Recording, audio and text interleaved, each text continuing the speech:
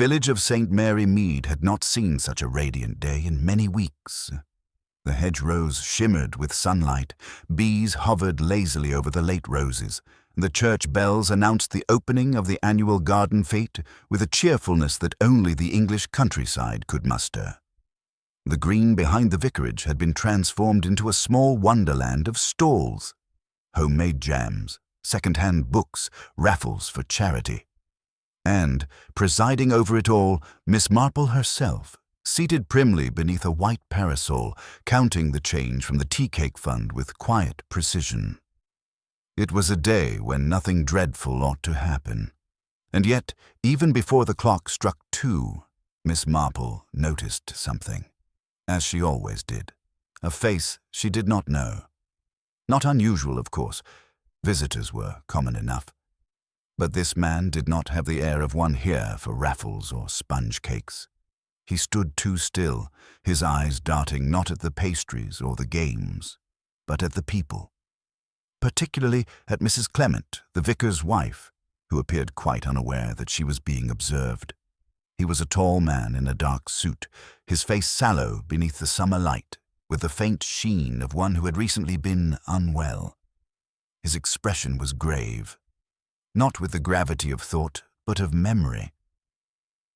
Miss Marple saw the moment Mrs. Clement turned, saw the shock flash across her face, saw her hand tremble just slightly before she steadied it on the lemonade jug.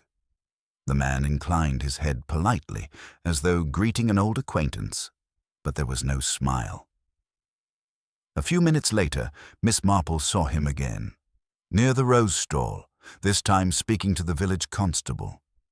It was a short exchange, nothing alarming, though the constable's posture stiffened. Then the man disappeared behind the churchyard gate. No one else seemed to notice. By late afternoon, when the fete ended and the stalls were folded away, Mrs. Clement had grown pale. She insisted she was merely overtired. Miss Marple, of course, knew better. That night, the village slept under a calm, indifferent moon, except for one cottage near the green where a window light burned until dawn. And when the milk boy came by in the morning, the vicar's wife was nowhere to be found. Morning mist clung to the hedgerows, and a low hum of whispers drifted through St. Mary Mead. News travelled faster than the milk van. Mrs. Clement was gone. Not gone visiting, not gone to her sister in Chichester, as someone first suggested, but gone in the way that leaves an ache behind. Her hat and handbag were still by the front door. The bed had been slept in, but not made. Only her husband's Bible lay open on the breakfast table beside a cold cup of tea. The steam long fled. Miss Marple heard it from young Alice, who brought her the post before church. The girl, breathless and thrilled by tragedy, declared that Mrs. Clement must have run off. Her tone implied adventure, but her eyes betrayed fear. Miss Marple thanked her, asked after her mother's rheumatism, and quietly shut the door. She stood for a long moment by the window, looking out at the same vicarage gate where she had last seen the stranger pass. By noon, Inspector Cray from Melchester arrived, a large man with the uncomfortable air of one who prefers city pavement to country lanes. He questioned the vicar with the formality of a man reciting lines he did not quite believe. The Reverend Clement, mild and bewildered, could only say that his wife had seemed distracted the evening before, that she had mentioned an old acquaintance from years past, but refused to say who.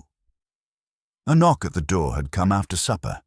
He'd heard muffled voices in the hall, and when he looked again, she was gone.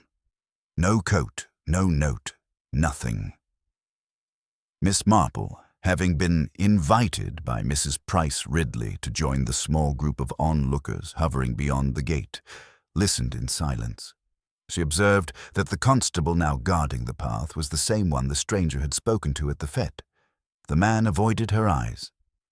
Curious, she thought. Police seldom look away unless they have something they wish not to remember. Later that day, the stranger's description was circulated, though oddly vague. Some said he was dark-haired, others that he was fair. One claimed he spoke with an accent, another that he did not speak at all. The village's imagination painted him anew each hour, as if fear itself had many faces. But Miss Marple's recollection was sharp, as though she'd photographed him in her mind. The set of the shoulders, the watchful eyes, the way he lingered near Mrs. Clement yet never touched her, all too deliberate. That evening, while others speculated over supper, Miss Marple sat by her fire knitting, her thoughts looping and unlooping with the wool. People vanish, she mused, for many reasons: fear, shame, duty, or the quiet pull of an old sin returning home. When she could no longer bear the stillness, she took up her shawl and walked to the churchyard. The moon was thin, and the grass damp underfoot. There, beside the yew tree where the stranger had stood, something glimmered faintly in the soil. A silver locket, its chain snapped. Inside, beneath the glass, was the miniature of a young woman smiling, Mrs. Clement, unmistakably. And on the reverse, the inscription, "To L, with all my love. J." Miss Marple closed the locket gently and looked toward the vicarage light. The night air felt heavier now, as though the past itself were stirring awake. Miss Marple slipped the locket into her pocket, its cool weight pressing faintly against her palm as she made her way home through the quiet lanes. The air was dense with the smell of wet earth and late-blooming honeysuckle, and from somewhere across the fields came the cry of an owl, long and mournful. She thought of Mrs. Clement's calm, gentle face, and of the strange fear that had flickered behind her eyes at the fate. Fear, yes, but not of danger. It had been the fear of recognition, the kind that catches the breath of those who have tried for years to forget. The next morning, the village awoke to a kind of suspended dread. The postmistress refused to deliver letters without pausing to discuss each theory that came her way. The grocer insisted Mrs. Clement had been seen boarding the 8:15 to London, though his only witness was a cousin who heard it from a reliable source. By midday, the gossip had turned inward, toward whispers about the Reverend himself. Kindly, patient, but perhaps too quiet, too accepting. There were those who said he'd known something of his wife's past and had chosen to keep it hidden for the sake of appearances. Miss Marple knew better than to believe talk. Still, gossip often circled the truth like a wary bird before landing. She set out that afternoon for the vicarage, carrying a basket of scones, a gesture of sympathy so commonplace no one would question it. The Reverend received her in the sitting room, his eyes sunken from lack of sleep. His hands trembled when he poured the tea. "She was restless that evening," he said softly, staring into the cup. "There was a knock, and I thought it must be Mrs. Price Ridley or one of the parish girls. But it was a man. I couldn't see his face clearly from where I sat. They spoke only briefly. She said she must attend to something from before we were married. I thought it best not to pry." Miss Marple nodded with gentle understanding, her gaze drifting to the mantel where a single photograph stood. A young Mrs. Clement in nursing uniform, taken during the war. Behind it, half hidden by a candlestick, she noticed a second photograph face down. The Reverend, following her eyes, hesitated before lifting it upright. It was of a man in uniform, smiling broadly, with the initials J.H. written in the corner. "My wife never spoke of him," he said after a pause. "I believe he died in France. She wore that locket for years, but lately she'd stopped. I suppose that means something, doesn't it?" Miss Marple murmured something comforting, but her thoughts ran deep and precise. J for James, perhaps. Or John, a man once loved, long thought dead, who had somehow found his way back, or at least sent a message that reached her heart. That evening, the police found a body by the riverbank, half submerged in reeds. The constable came running up the lane to the vicarage as church bells tolled the hour. The Reverend froze where he stood. Miss Marple, still in the room, rose slowly and steadied herself with the back of a chair. She knew before they said it that the body was not Mrs. Clement's. It was the stranger from the fete, and from that moment the village's fear took on a new shape. Less of disappearance, more of murder. The discovery of the body unsettled St. Mary Mead in a way no gossip could mend. The air itself seemed to thicken with dread, and even the church bells, usually so comforting, sounded strained and uncertain. Miss Marple walked down to the river the next morning under a sky the color of pewter. The police had cordoned off the embankment, though word had already spread faster than any constable's caution. The stranger lay beneath a canvas sheet now, and the murmuring crowd gathered in respectful, horrified silence. Inspector Cray, hat pulled low against the drizzle, looked no happier than before. He greeted Miss Marple with reluctant civility, as one might greet an elderly aunt who knows far too much. "It's murder," he said quietly. "Blow to the head, wallet gone, no identification, though the vicar believes he's the same man who came calling that evening." Miss Marple looked toward the water's edge, where reeds swayed softly. The man's shoes were polished, but the soles were worn. Someone who travelled, yet took care to appear respectable. A faint smell of tobacco lingered in the air, one she recognized from the fate. Turkish, not English. A small but telling difference. "A stranger's death," she murmured, "always stirs old memories in a village, Inspector.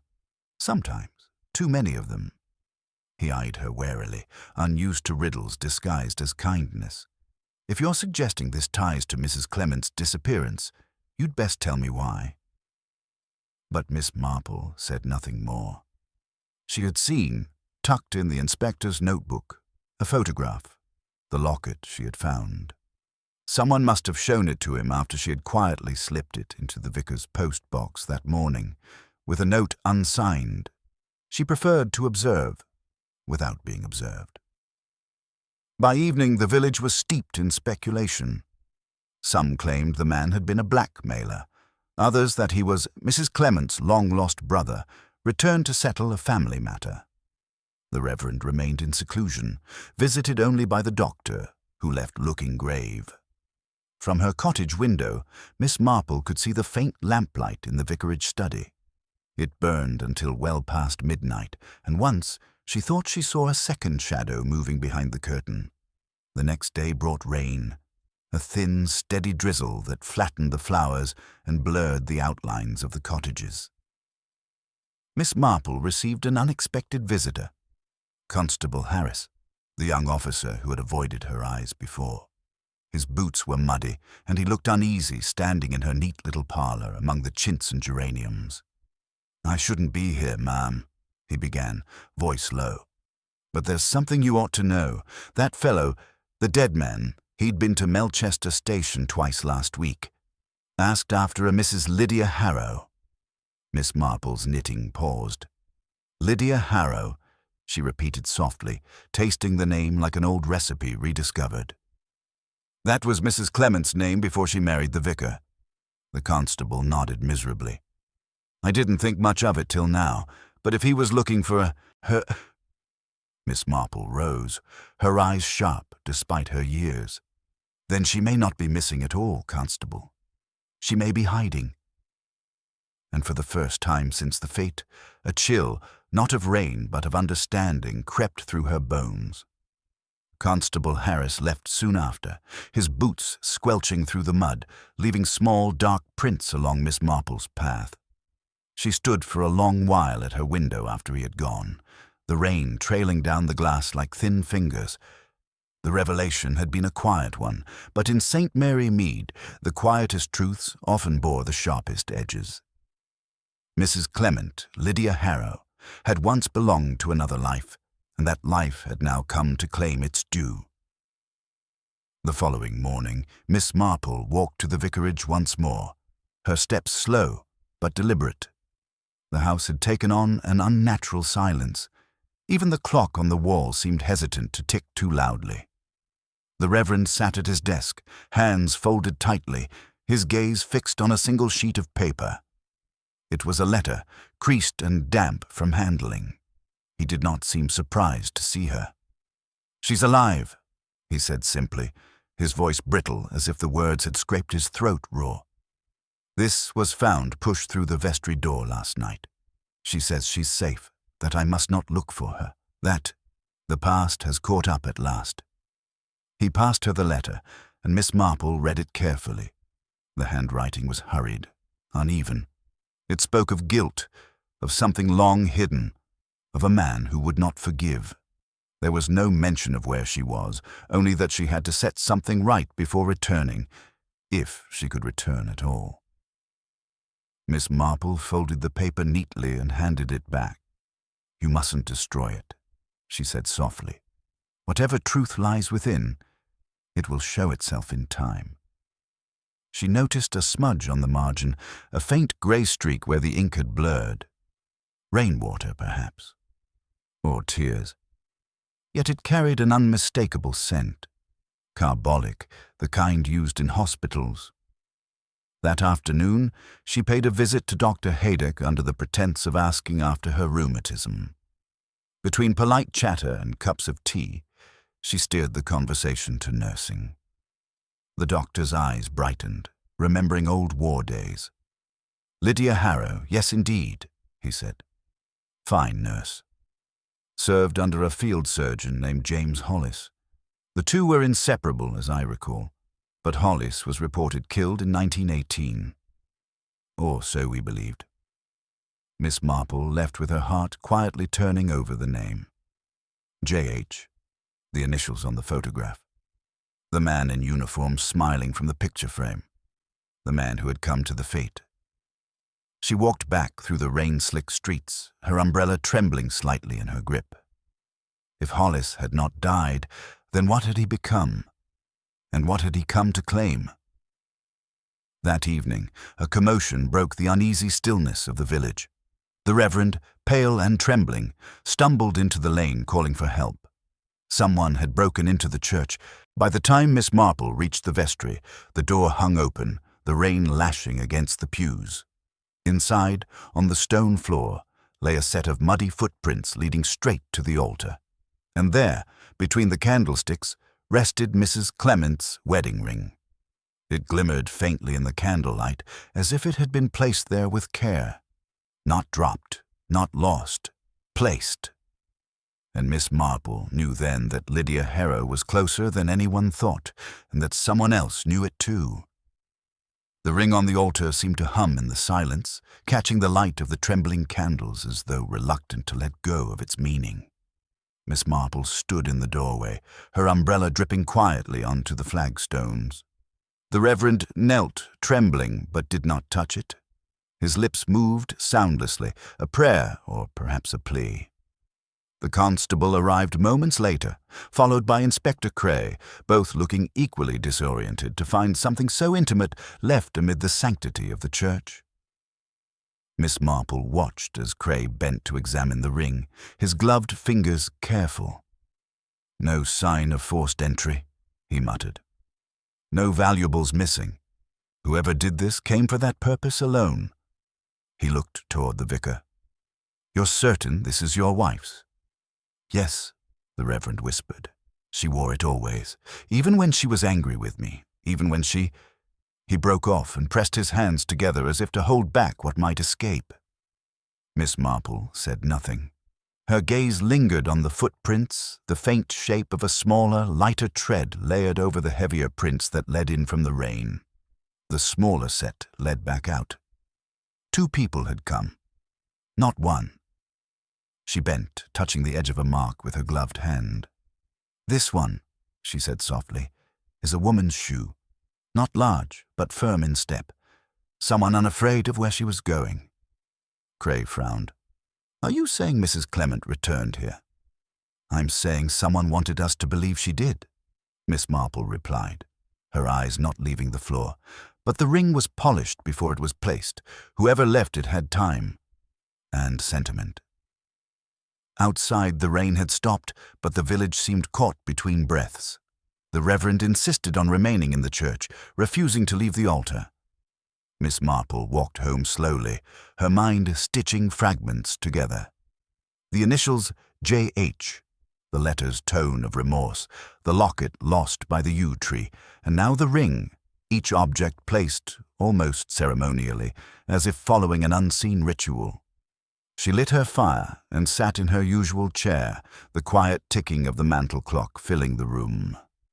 Her tea went cold as she thought of Lydia Harrow tending soldiers, binding wounds, and waiting for news that never came. What happens, she wondered, when the dead return not for love, but for vengeance long deferred? A knock at her door startled her. It was Constable Harris again, soaked through and pale. "There's been another discovery, ma'am," he said breathlessly.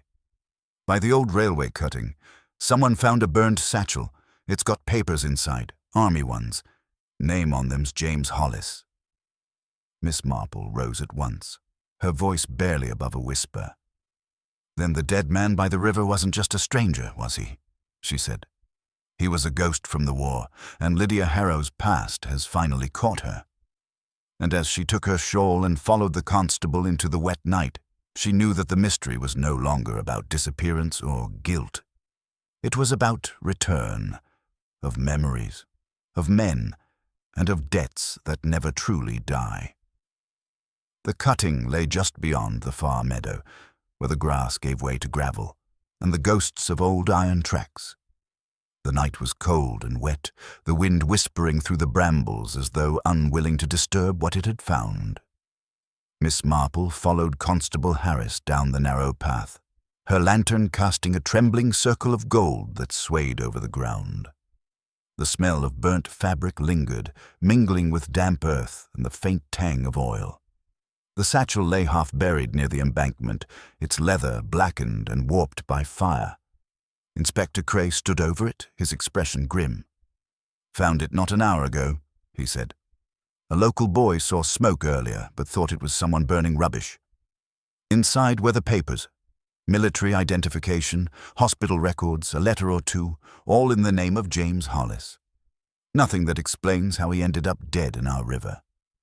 Miss Marple crouched, the lantern light catching the edge of a half-burned envelope. The handwriting on it was unmistakably the same as the note the vicar had received. Lydia Harrow's. The words "my darling Jamie" were still visible where the flame had stopped short. She drew a quiet breath. "She burned his memory," she murmured, "but not quickly enough." Cray frowned. "You mean she was the one who did this?" Miss Marple shook her head. "No, Inspector. If she'd wanted to destroy him, she'd never have left the ring or written at all. No, someone else found these things and wanted to rid themselves of their burden." He looked unconvinced, but she continued before he could interrupt. "The fire was small, controlled, and done recently. Whoever lit it wanted attention drawn, but not too much. It's a confession of sorts. Someone close, someone who knew both their pasts." They turned back toward the village in silence, the wind tugging at their coats. As they neared the vicarage, the church bell tolled once, an eerie, hollow sound that seemed to roll through the mist. Inside, the Reverend sat once again at his desk, pale and trembling. On the blotter before him lay a torn scrap of paper, another note, shorter this time, written in the same rushed hand as before. "He's gone. Forgive me. I must finish what I began." Cray cursed under his breath. "She's losing her mind," he said. "We'll have to organize a search at first light." Miss Marple studied the trembling ink, her eyes narrowing slightly. "She's not mad, Inspector. She's afraid, and she's trying to put something to rest before you find her." Her voice softened. "I think she's been watching all along." Outside the window, the lane lay empty, slick with rain. Yet as Miss Marple looked out into the darkness, she caught a faint glimmer near the churchyard, a flicker of white against the yews, there one moment and gone the next. She touched the inspector's sleeve. "She's not far," she whispered, "but we must reach her before someone else does." And somewhere beyond the church, under the rustle of leaves and the hush of rain, a woman's footsteps faded into the night, leading the way toward the heart of the village's most carefully buried sin. They reached the churchyard before dawn, the world caught in that strange, breathless hour, when the sky holds its color like a secret. The mist hung low, swallowing the gravestones one by one, and the air was still except for the soft creak of the gate as Inspector Cray pushed it open. Miss Marple walked a few steps ahead, her lantern trembling faintly in her hand, its light glancing over the yew branches that dripped with dew.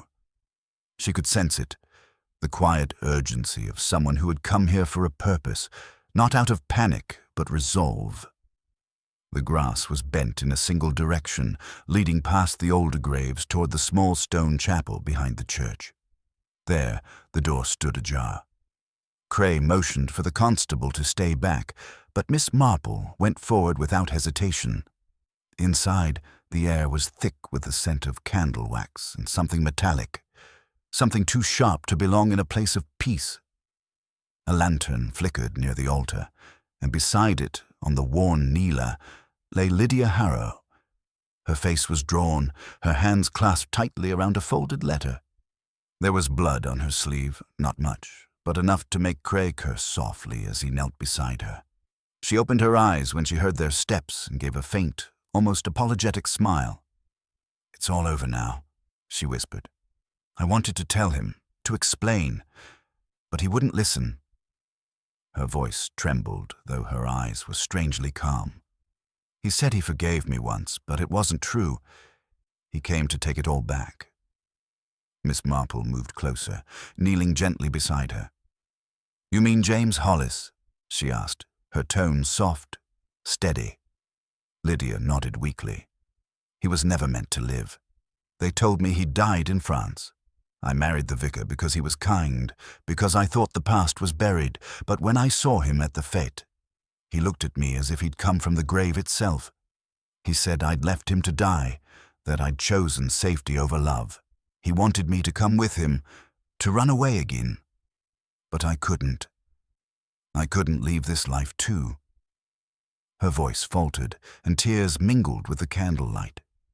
Cray's expression softened, though he still searched the floor for evidence, his mind unwilling to let go of procedure. "So you met him that night," he said quietly. "By the river. She closed her eyes. Yes. I told him I was sorry. I told him the letters never came. He was angry. Then he fell. He struck his head on the stones. I tried to help him, but it was too late." Her breath came shallow now, as if each word cost her strength. "I dragged him to the bank. I wanted to call for help, but what would people say? What would my husband think? I hid what I could. But the river carried the rest." Miss Marple took her hand, the gesture small and human. "And the ring?" she asked gently. Lydia's lips curved into a faint, weary smile.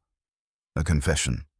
I thought if I left it where it began, here, it might absolve me." Outside, the first bird broke the silence of morning. Cray rose slowly, his shoulders heavy with the gravity of understanding. Miss Marple remained kneeling, watching the flicker of the candlelight dance across Lydia's pale face. She knew that truth, when it came, seldom healed. It only settled, like dust upon everything that had once been whole. When they led Lydia out into the growing light, the village was just beginning to stir, unaware that its mystery had found its end in quiet confession. Yet as Miss Marple looked back toward the chapel door, she felt a faint unease. Something in Lydia's story did not quite fit. The weight of the wound, the missing papers, the ring too carefully placed. The truth, she realized, might not be entirely hers yet. Miss Marple walked back from the chapel long after the others had gone, her steps slow, thoughtful, the dawn mist curling about her ankles. The confession had settled over the village like fog, dense, heavy, accepted too easily. Inspector Cray seemed satisfied. A tragic accident, a lover's quarrel from the past turned fatal, the widow overcome by remorse. But Miss Marple's instincts, sharpened by years of quiet watching, refused to rest. She had seen Lydia's hands. No soil under the nails, no bruises from dragging a body across rough stone, no marks of struggle, and that thin cut on her sleeve. Too straight, too clean. It spoke of something deliberate, almost staged. Back home, the kettle hissed softly as she poured her tea and laid out the morning paper, which now bore the headline, "Tragic Confession in St. Mary Mead." The simplicity of it all made her uneasy. People, she reflected, seldom end stories so neatly. They carry pieces of them forward, lies, fears, or obligations, until one final act forces everything to unravel. Lydia's eyes at the chapel had not held the peace of confession, they had held resignation. Not the guilt of killing a man, but the knowledge of having been used. She wrapped her shawl tighter and went to the window. Across the lane, Constable Harris was speaking with a postboy. When he left, Miss Marple beckoned him over. "Tell me," she said quietly, "that letter Lydia left. Who handled it before the inspector read it?" Harris hesitated. "Reverend Clement found it, ma'am. Said it was pushed under the vestry door. I took it to the inspector straight away after the vicar showed it to me." She murmured, eyes narrowing slightly. "And the ink on it, still wet?" He blinked. "Yes, come to think of it. Stained my fingers." She smiled faintly. "Then it could not have been written by a woman who had been wandering in the rain all night, could it?" The constable's brow furrowed, confusion turning to dawning concern. I mean," Miss Marple interrupted gently, "that we may have been too quick to believe what was most convenient." By mid-afternoon, she had paid another call to the vicarage. The Reverend was alone in the study, the fire burned low, and the letter, Lydia's supposed confession, lay folded neatly beside his Bible. His eyes were hollow, but not with grief. Something else flickered behind them. Fear, perhaps, or guilt hidden behind piety. "She was a good woman," he said when Miss Marple spoke of Lydia. "Troubled, yes, but kind. The war left scars on many." "Yes," Miss Marple replied softly, glancing toward the desk. "But kindness can be a dangerous thing when it protects what should not be protected." He frowned slightly. "I don't understand." "Oh, I think you do," she said, her voice mild, almost kindly. "The night of the fete. You saw her speaking to that man. You knew who he was before she did. James Hollis wasn't dead, was he? You knew it all along." The color drained from his face. "That's absurd," he whispered. Miss Marple stepped closer, her eyes gentle but unyielding. The ink on the letter was fresh, the ring polished, the handwriting too steady for a woman who had confessed her soul in blood.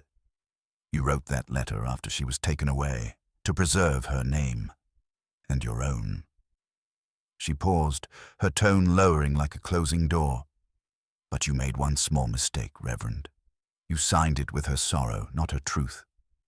For a long moment he said nothing. Then with a slow shudder, he sank into the chair, face buried in his hands. "He came to ruin her," he said, voice breaking, "to ruin us both. I couldn't let it happen again. I tried to send him away. He struck me first.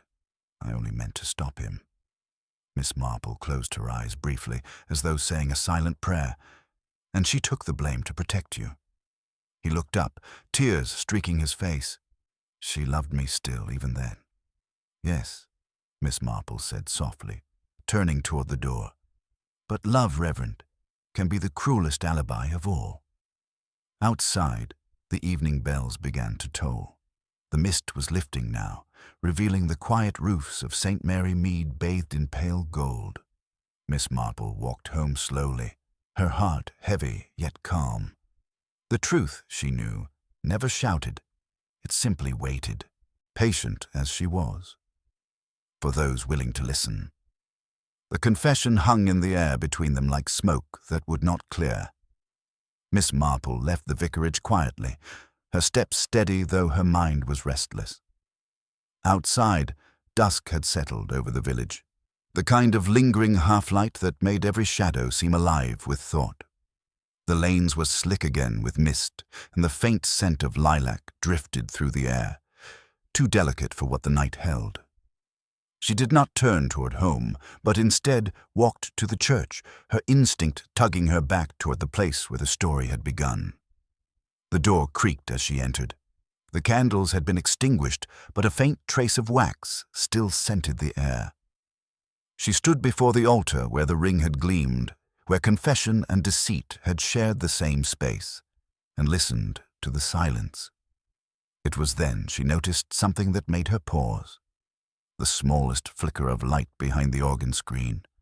Moving closer, she saw a lantern resting on the floor, its flame weak but alive, and beside it a small parcel wrapped in linen. She crouched, her hand steady as she untied the string. Inside were photographs. A younger Lydia in uniform, smiling beside James Hollis. Another of the vicar standing among parish children, his eyes kind but shadowed. Beneath them lay a letter addressed to Inspector Cray, sealed but never sent. Miss Marple hesitated only a moment before unfolding it. The words were brief, written in the vicar's neat hand. When truth becomes unbearable, one must choose mercy. I cannot undo what has been done, but I can end what should not continue. Lydia deserves her peace, and I shall find mine beside her. Pray do not look for me. Miss Marple's breath caught. She rose swiftly, the letter trembling in her hand. The sound of distant footsteps echoed outside, hurried, uneven. She followed them through the churchyard, her lantern cutting through the fog. The path led toward the old river bank, where the reeds swayed softly under the weight of memory. There, half hidden by the bend of the water, she found him. The vicar knelt on the muddy shore, his coat soaked through, his face turned toward the dark current. He held the same Bible that had lain open on his breakfast table days before. When he heard her steps, he did not turn. "You shouldn't be here, Miss Marple," he said quietly. "It's over now. She's gone, and soon I shall be too. There's no forgiveness left for me." She moved closer, her voice calm, unflinching. "You mistake forgiveness for escape," she said. "She bore the weight of your sin once, and you would have her bear it again in silence. That is not repentance, my dear. That is cowardice." He bowed his head, trembling. "You don't understand." "I understand perfectly," she said, her tone gentler now. "You loved her enough to kill for her, and she loved you enough to lie for you. But love that destroys cannot bring peace. It only demands another sacrifice." The river whispered against the stones. For a long moment, the only sound was the wind through the rushes. Then, slowly, the vicar let the Bible fall from his hands. Miss Marple stepped forward, her small, steady hand on his arm. "Come," she said softly. "You must answer for what you've done. Not to me, not to them, but to the truth itself." He let her guide him back toward the village. Silent, broken, but alive. Behind them, the river flowed on, carrying the last fragments of a secret too long buried. And as they passed under the arching yews, Miss Marple looked up at the pale dawn breaking over St. Mary Mead and thought, not without sadness, that human hearts, for all their frailty, could conceal more mystery than any crime ever written on paper. The following morning broke with a clarity that felt almost unnatural, as though the sky itself had washed clean what the night had buried. The villagers awoke to the quiet murmur of news traveling on softened voices. The vicar had confessed, Miss Marple had found him by the river, and Lydia Harrow would be taken to a rest home in Melchester to recover from her ordeal. Yet even as calm seemed to settle once more upon St. Mary Mead, a faint undercurrent of unease lingered. There was a sense, subtle but persistent, that something still waited unspoken beneath the surface of things. Miss Marple sat by her window that morning, knitting forgotten in her lap, her gaze fixed on the church spire framed against the pale blue sky. She had slept little. The case, if one could still call it that, had concluded neatly enough for Inspector Cray, who departed before dawn satisfied that justice, however sorrowful, had been served. But Miss Marple's mind could not let go of one simple fact. Lydia's confession and the vicar's letter told the same story, yet their tones were too perfectly aligned, too measured, as though crafted for an audience. She had seen genuine guilt before. It trembled, hesitated, contradicted itself. This had read like a sermon. And then there was the parcel behind the organ, photographs, mementos, the letter to Cray. Who placed them there? The Reverend Clement had been at the vicarage when she left him. Someone else had known the chapel's secrets. Someone else had wanted the truth arranged, not discovered. By afternoon, she found herself once more walking toward the church, her steps unhurried, her eyes sharp. The air smelled faintly of cut grass and polish. Inside, the verger, Mr. Bellamy, was dusting the pews.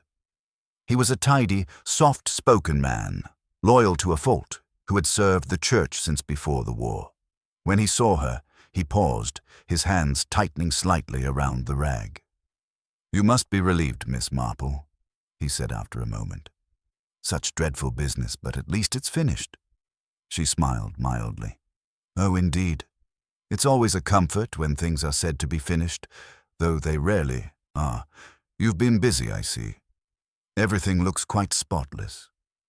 He nodded, though his gaze flickered toward the altar for a fleeting second. "Can't bear disorder. His Reverence always said God prefers a tidy house." "Yes," Miss Marple replied softly, stepping nearer. "And yet it was here, wasn't it, that someone left the ring, and later the parcel? You do keep the keys, Mr. Bellamy, I believe." His face paled, and for an instant the gentle mask slipped. "I only meant to help them," he said quickly. "They'd both suffered enough. He told me the truth, how the soldier came back and threatened to shame them. The vicar tried to send him away, but there was a struggle. When he came to me, he was shaking. I thought if I could put things in order, hide the papers, make it look as though she confessed, it might spare them both." Miss Marple regarded him with quiet pity. "You meant to protect, but by protecting, you buried the truth deeper still. People will forgive mistakes, Mr. Bellamy, but deceit, even for love, grows roots."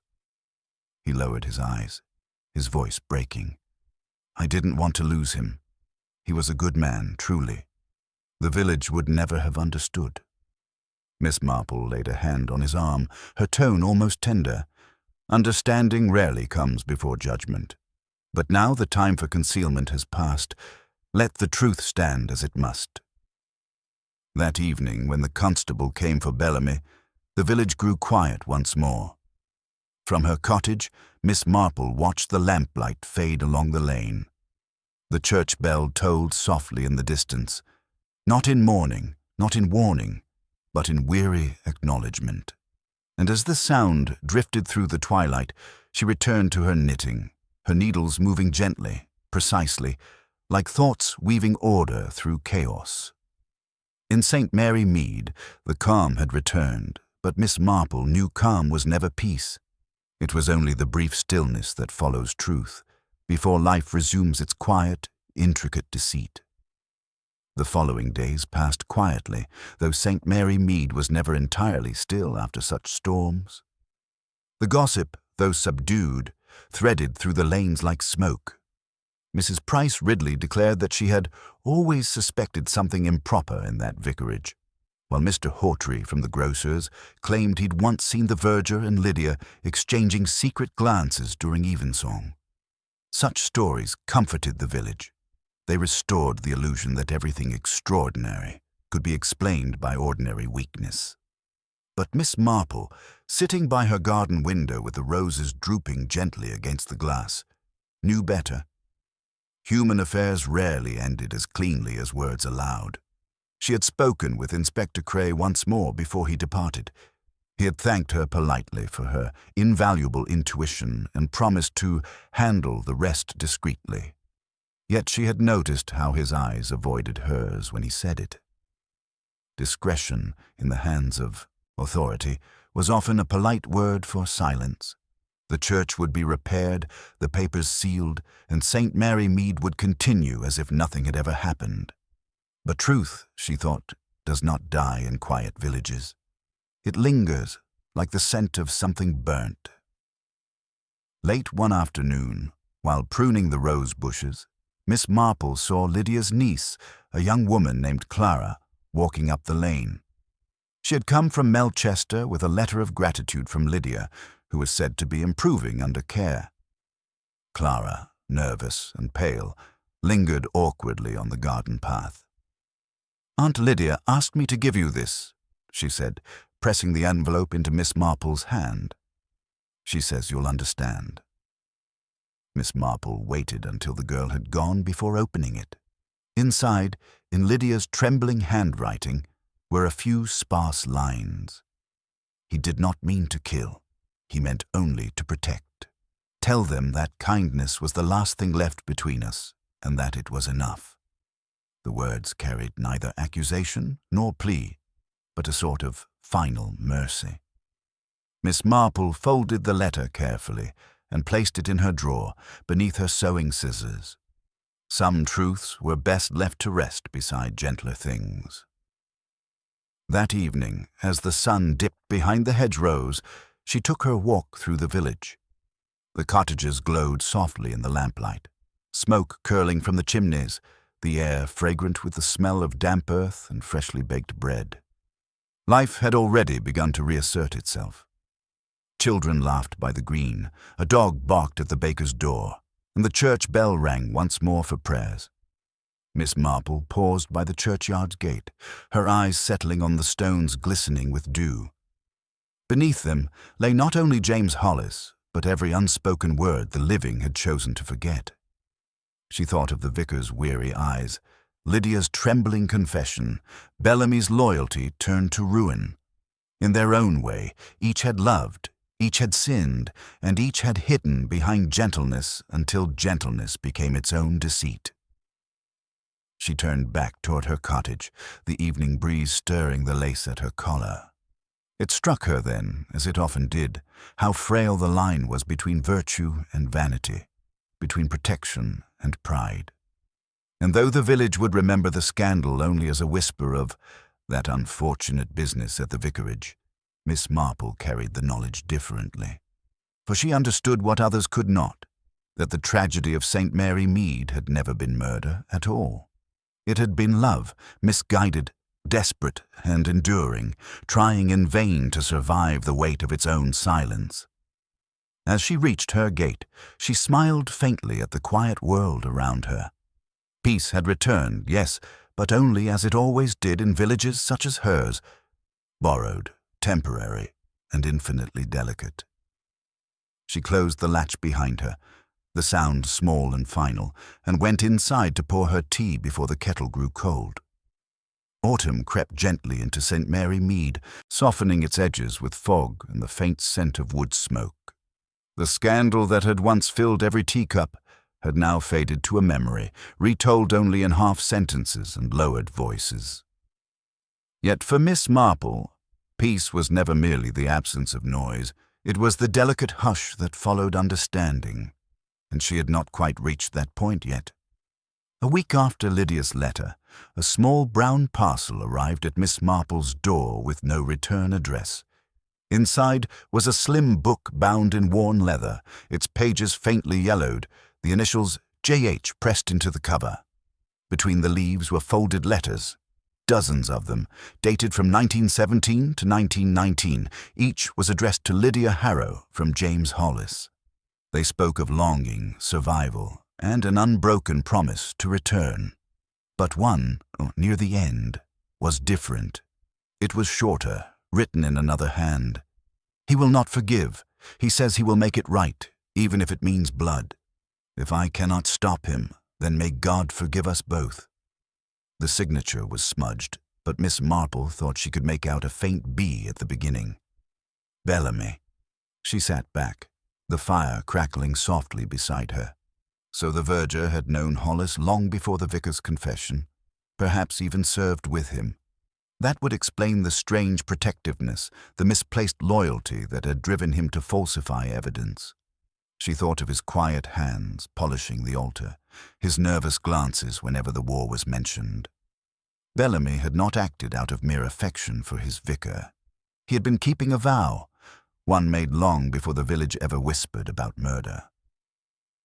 That evening, Miss Marple visited him in the small holding cell behind the station. He looked older than she remembered, the color of his hair now a tired grey. "You received the letters?" he said before she could speak. "Yes," she replied softly. "You kept them all this time?" "I promised him," Bellamy said, his voice raw. "Hollis saved my life at the Somme. When he spoke of Lydia, he said she was his reason for living. When I learned she'd married another, I didn't tell him. I thought it would break him. And when he came back, different, hollow, half-mad, I tried to keep him away from her, but the vicar found out. He thought Hollis had blackmailed her. There was a struggle, and I helped hide what followed." Miss Marple's eyes glimmered with quiet sorrow. "You tried to save too many souls, Mr. Bellamy, but a man cannot serve truth and mercy at once." He smiled faintly, eyes damp. "You sound like him." The vicar said much the same before the end. When she left the station, the moon hung low over the fields and the church bell gave a single, hollow chime. Miss Marple paused by the gate, the air cool on her cheeks. She knew the story would never reach the newspapers. No one would print the truth about love that had curdled into penance. But perhaps that was just as well. Some tragedies, she thought, were not meant for the world's appetite. They were meant to fade quietly into the soil that had already borne too much sorrow. She returned home, laid the letters in her drawer beside Lydia's note, and closed it gently. Outside, the mist rolled in across the green, shrouding the cottages once more. And in that hush, Miss Marple whispered, almost to herself, "Peace at last, but never quite innocence again." The end.